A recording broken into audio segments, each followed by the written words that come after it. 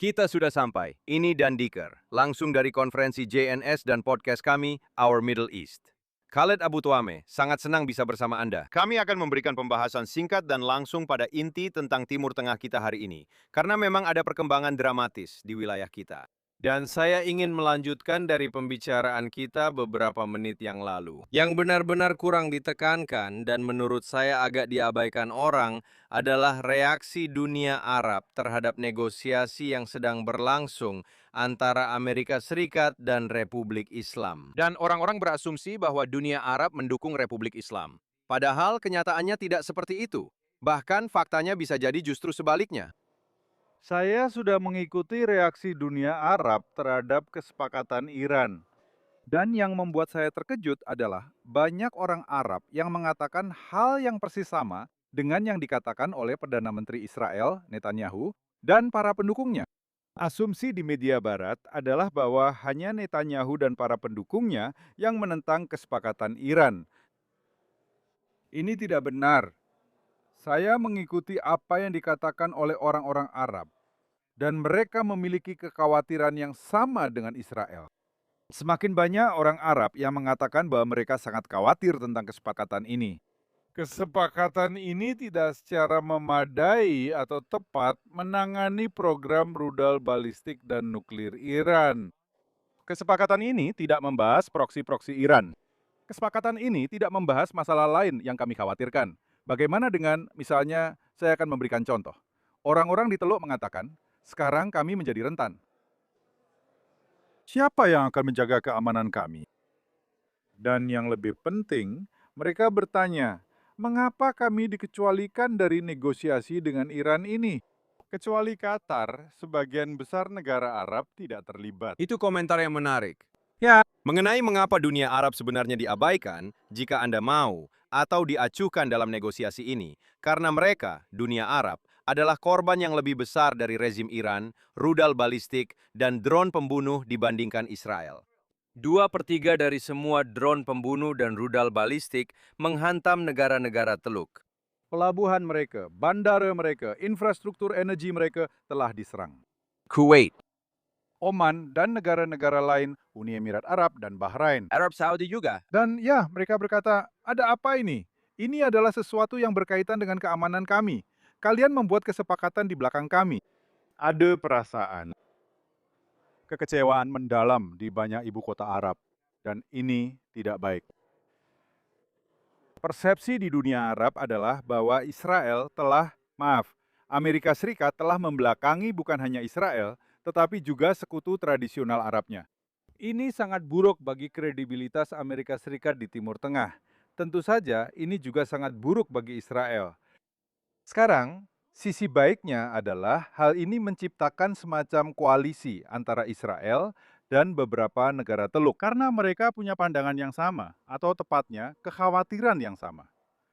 Mereka berbagi kekhawatiran yang sama tentang kesepakatan ini.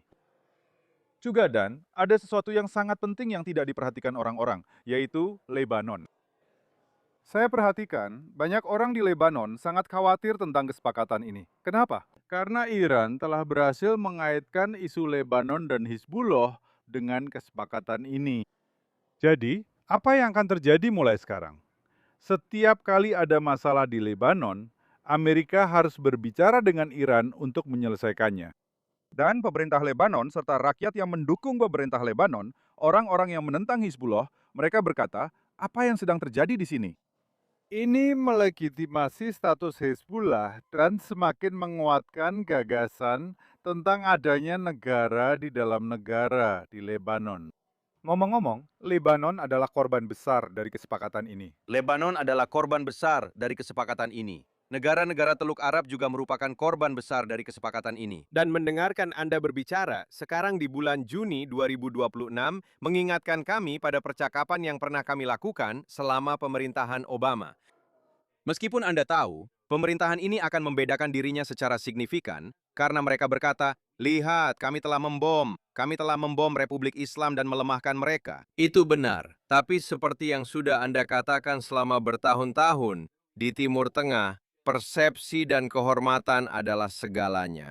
Sangat penting untuk selalu menempatkan diri Anda di posisi mereka. di posisi pihak lain dan melihat bagaimana hal itu dipersepsikan. Kesepakatan ini dipersepsikan oleh banyak orang Arab dan banyak Muslim sebagai bentuk penyerahan diri dari pihak Amerika Serikat dan tentu saja Israel. Ini dianggap sebagai kekalahan dan juga dianggap sebagai kemenangan bagi Iran dan proksinya di Timur Tengah, yang berarti mulai sekarang mereka akan semakin berani. Kesepakatan ini mengirimkan pesan kepada semua jihadis di wilayah tersebut bahwa Amerika telah kalah, Israel lemah, dan kalian telah menang. Ini adalah pesan yang sangat buruk bagi Amerika dan bagi Israel.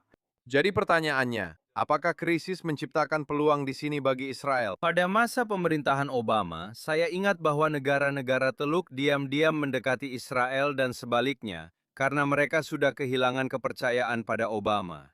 Mereka sebenarnya tidak pernah benar-benar percaya pada Obama. Tapi di sini, Anda bisa berargumen bahwa situasinya bahkan lebih buruk karena Trump adalah presiden yang kuat. Dia memang mengambil tindakan yang sangat agresif, ofensif, dan belum pernah terjadi sebelumnya terhadap Republik Islam. Hal itu, menurut saya, mungkin mengejutkan, tapi pasti memuaskan dunia Arab. Dan baginya untuk melakukan itu, yang tampaknya merupakan perubahan sikap sementara, untuk mundur banyak langkah. Meskipun saya percaya, sebagai seorang analis kawasan, bahwa ini hanyalah satu langkah mundur. Untuk bisa maju 2 atau 3 langkah ke depan. Meskipun kita belum sampai di sana, apakah ini menciptakan peluang bagi Israel untuk menjangkau tetangga Arabnya secara tegas dan berkata, "Yalla Bo, mari kita bekerja sama, mari kita berkolaborasi bersama." Nah, seperti yang saya dan Anda tahu, maksud saya Israel telah menjalin hubungan dengan negara-negara Arab lain dalam beberapa tahun terakhir, khususnya dengan Arab Saudi. Sayangnya, kita masih belum melihat negara-negara ini mengambil langkah maju untuk mempromosikan normalisasi dengan Israel, dan itu membuat saya khawatir. Sekarang pertanyaannya adalah, haruskah Israel melanjutkan usahanya? Ya. Apakah ada peluang? Selalu ada peluang. Musuh masih ada, Iran masih ada. Iran terus menjadi ancaman, tidak hanya bagi Israel, tetapi juga bagi Arab Saudi dan Uni Emirat Arab. Yang kita butuhkan sekarang adalah dukungan dari Amerika. Banyak hal tergantung pada seberapa besar tekanan yang siap diberikan Presiden Trump kepada Arab Saudi dan negara-negara Teluk lainnya untuk bergabung dengan Abraham Accords.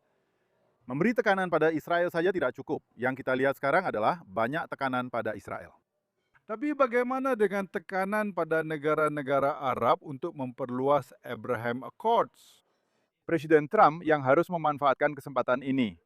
Sekarang memang ada kesempatan ya, tapi itu tergantung seberapa tegas pemerintahan Trump. Dan kemudian, faktor tak terduga, Palestina kembali masuk dalam perhitungan karena kita berdua tahu bahwa pihak Saudi itu, Mohammed bin Salman, putra mahkota, telah mengatakan hal itu. Satu-satunya cara kerajaan dapat mempertimbangkan versinya sendiri dari Abraham Accords adalah jika ada perkembangan atau kemajuan yang serius di jalur Palestina. Sekarang pertimbangan saya adalah jika ada. Jika Arab Saudi dan negara-negara Teluk lainnya sangat khawatir tentang agresi Republik Islam yang terus berlanjut terhadap mereka, baik di masa lalu, sekarang, maupun masa depan. Apakah itu akan cukup untuk membuka atau melepaskan katup tekanan Palestina dan membuat mereka melanjutkan normalisasi? Lalu, saya rasa sebagian besar negara Arab sebenarnya tidak terlalu peduli dengan Palestina, termasuk Arab Saudi omong-omong. Tapi mereka selalu menggunakan isu Palestina sebagai kartu untuk berbagai alasan, terutama alasan domestik. Isu Palestina sangat populer di kalangan masyarakat Arab. Jadi, jika Anda memainkan isu Palestina, Anda dianggap pemimpin yang baik. Anda bukan seorang pengkhianat. Dan inilah yang sedang dilakukan oleh MBS, Muhammad bin Salman, saat ini. Anda tahu, bersikeras soal negara Palestina. Seperti Anda tahu, di planet mana Anda tinggal. Setelah peristiwa 7 Oktober, semua pembicaraan tentang negara Palestina ini hanyalah ilusi. Sebenarnya, ini adalah ilusi yang berbahaya. Dan sudah saatnya bagi orang-orang Saudi untuk bangun dan menyadari bahwa keadaan telah berubah di Timur Tengah. Israel dan pihak lain perlu menjelaskan kepada mereka bahwa kawasan ini telah berubah setelah 7 Oktober. Letakkan seluruh isu Palestina, Anda tahu, di samping dulu. Berhenti membicarakan tentang negara Palestina saat ini. Tangani dulu isu-isu yang lebih mendesak. Tangani dulu ancaman dari Iran. Palestina bisa menunggu. Saya akan beritahu alasannya, karena ada masalah yang sangat serius di pihak Palestina. Tidak ada mitra untuk kesepakatan apapun di pihak Palestina. Palestina memiliki dua kepemimpinan. Salah satu dari mereka tidak ingin berdamai dengan Israel. Yang satunya lagi tidak bisa berdamai dengan Israel. Jadi, ketika Anda berbicara tentang negara Palestina saat ini, Anda sebenarnya mengabaikan realitas situasi Palestina. Orang-orang Palestina belum siap untuk menjadi sebuah negara. Mereka sendiri yang mengatakannya. Mereka bahkan tidak bisa mengadakan pemilu omong-omong. Bagaimana Anda berharap mereka, Anda tahu, mendeklarasikan kemerdekaan? Dan kedua, kepemimpinan mereka bahkan tidak mendapat dukungan dari mayoritas rakyat Palestina. Mereka telah kehilangan kredibilitasnya. Keduanya dianggap korup. Jadi, mari kita tunggu dulu soal itu. Sekarang kita harus fokus pada isu-isu regional. Dan menurut saya, disitulah pemerintahan Trump perlu mendatangi orang-orang Saudi dan berkata, dengar, kita sudah tidak di tahun 80-an, kita sudah tidak di tahun 90-an. Pembicaraan tentang negara Palestina tidak relevan saat ini. Mari kita tangani isu-isu lain. Kamu bisa melakukan normalisasi dengan Israel. Itu tidak akan mempengaruhi seluruh konflik Palestina-Israel. Kita akan menangani itu nanti. Mesir menandatangani perjanjian damai dengan Israel. Itu tidak mempengaruhi isu Palestina. Yordania juga melakukan hal yang sama. Lalu kita punya kesepakatan Abraham. Rakyat Palestina bisa menunggu. Jika rakyat Palestina melihat semakin banyak negara Arab bergerak ke arah itu, mungkin saja rakyat Palestina juga akan mengubah arah dan haluan. Tapi selama rakyat Palestina terus menyandera dunia Arab, kita tidak akan melihat kemajuan apapun. Dan itulah sebabnya saya percaya bahwa pemerintahan Trump perlu menilai ulang atau mengevaluasi kembali seluruh strateginya terhadap Timur Tengah. Sekarang berikut ini adalah bukan pandangan yang bertentangan, tapi mungkin pandangan yang oportunis. Jika kita mengambil apa yang Anda katakan, bahwa Israel terus membombardir Hizbullah dan di darat menghadapi serta menghancurkan pimpinan Hizbullah dan sel-sel Hizbullah, juga rantai komandonya. Mereka terus melakukannya, bahkan dengan risiko, Anda tahu, membuat Washington marah. Itu mungkin akan menumbuhkan kepercayaan di dunia Arab. Karena mereka melihat bahwa di satu sisi, pemerintahan sekarang mengatakan ada MOU 60 hari masa tunggu. Menurut pandangan mereka, itu menunjukkan kelemahan netralitas Amerika. Tapi jika Israel sekarang melanjutkan tindakannya, mungkin sekarang saatnya bagi Israel untuk menjalin hubungan dengan Saudi. Bagi Israel untuk menjalin hubungan dengan Emirat. Yang sangat terbuka untuk itu. Dan kepada yang lain. Dan berkata, teman-teman, lihat, kami sedang menyerang poros perlawanan yang merupakan ancaman utama bagi kalian. Jadi mari kita bicara tentang maju bersama. Bagaimana menurutmu? Kalau begitu, saya benar-benar setuju denganmu. Saya sudah mengatakan hal itu selama bertahun-tahun. Jika kamu ingin memberdayakan dan memperkuat kaum moderat di dunia Arab dan Muslim, kamu harus melemahkan kaum radikal. Kamu harus menghancurkan kaum radikal. Kamu harus menyingkirkan kaum radikal. Jika orang Arab dan Muslim moderat serta pragmatis melihat bahwa poros perlawanan yang dipimpin oleh Iran sedang dikalahkan, sedang disingkirkan, mereka akan berani bersuara. Itu sebenarnya adalah cara yang tepat untuk memperluas kesepakatan Abraham. Namun ketika orang Arab dan Muslim melihat bahwa rezim Iran dan proksi-proksinya tetap utuh, mereka enggan untuk bergabung dengan apapun. Perjanjian damai dengan Israel, karena mereka melihat bahwa Amerika dan Israel tidak menang. Mereka melihat bahwa pihak jahat masih ada di sana. Dan tentu saja mereka takut.